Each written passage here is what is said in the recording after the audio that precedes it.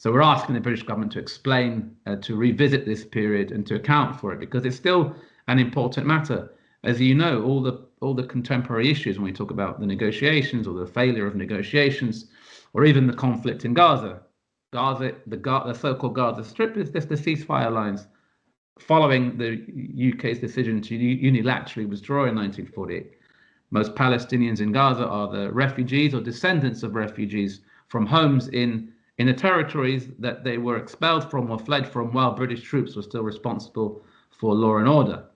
Jerusalem, it was supposed to be an international city. That didn't happen. Palestinians were expelled from other parts of Israel, or what became Israel and the West Bank, etc., etc.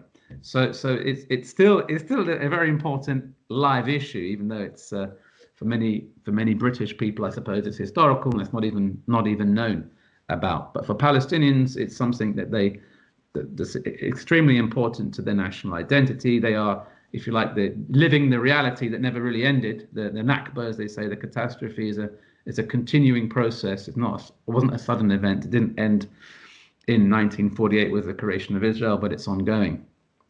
And yeah, so that's how it kind of structured.